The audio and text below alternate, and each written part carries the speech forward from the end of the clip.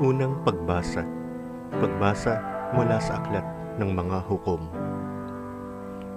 Noong mga araw na iyon, ang mga Israelita ay gumawa ng masama sa Panginoon. Naglingkod sila sa mga Baal.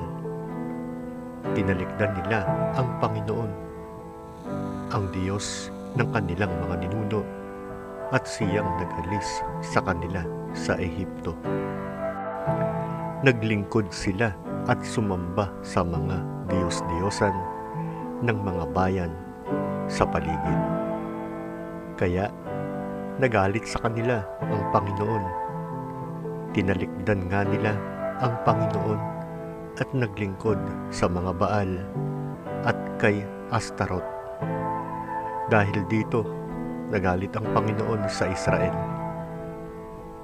Kaya sila'y pinabayaan niyang malupig ng kaaway at samsamin ng ari-arian tuwing sila'y makikipagdigma.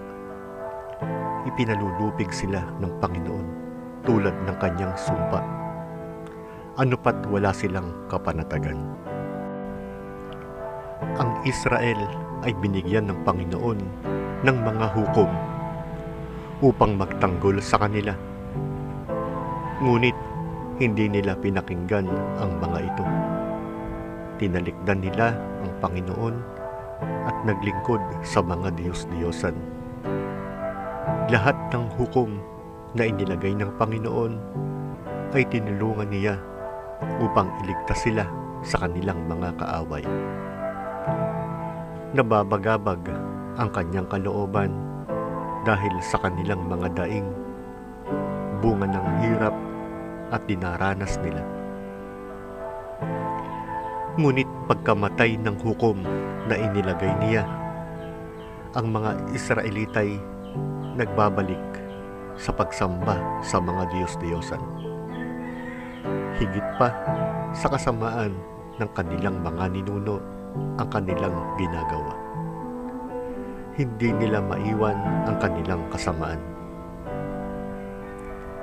Ang salita ng Diyos. Salamat sa Diyos.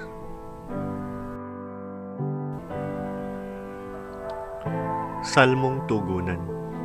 Ang itutugon po natin, Panginoong masintahin, ang bayan mo'y gunitain. Di nila nilipol yaong mga taong naroon sa Kanaan. Bagaman at ito'y iniutos ng Diyos na dapat gampanan.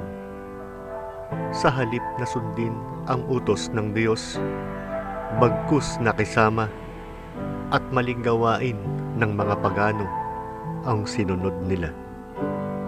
Tugon, Panginoong masintahin, ang bayan mo'y gunitain. Ang Diyos-Diyosan ang sinamba nila at pinaglingkuran. Sa ginawang ito, sila ang nagkamit ng kaparusahan. Pati anak nilang babae at lalaki, inihaing lubos sa Diyos-Diyosan. Mga batang ito ay dinalang handog. Tugon, Panginoong masintahin, ang bayan mo'y gunitain. Ang sarili nila yaong nadungisan sa gayong ginawa. Sa Panginoong Diyos sila ay nagtaksil at pawang sumama. Itong Panginooy nagpuyos ang galit sa mga hinirang. Siya ay nagdamdam sa ginawa nilang pawang kataksilan. Tugon, Panginoong masintahin, ang bayan mo'y gunitain.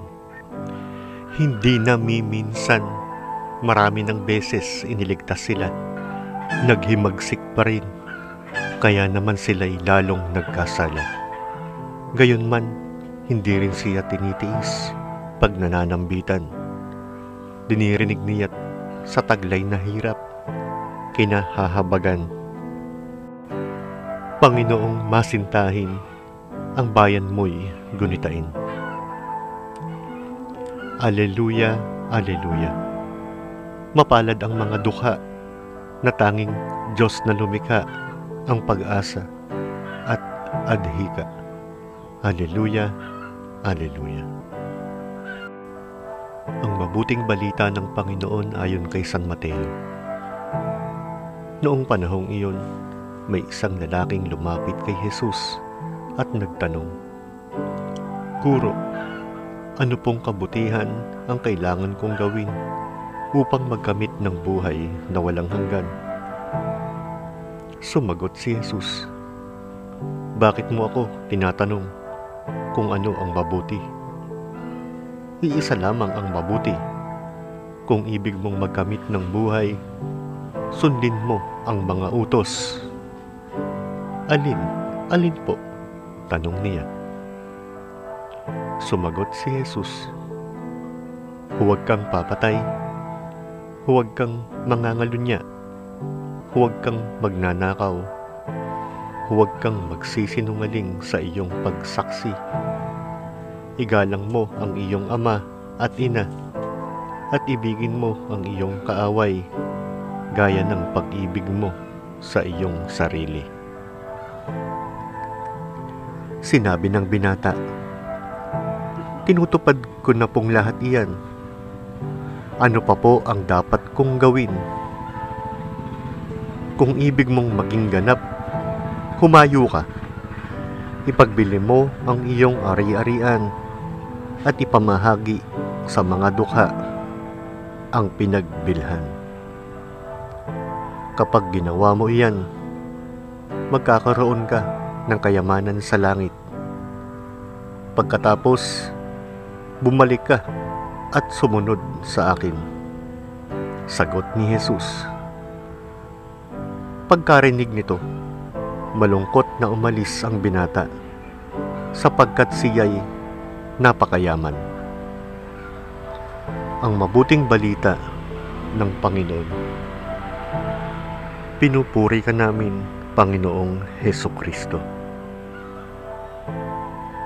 Sa ngalan ng Ama, ng Anak, at ng Espiritu Santo. Amen. Ama namin, sumasalangit ka. Sambahin ang ngalan mo. Mapasa amin ang kaharian mo.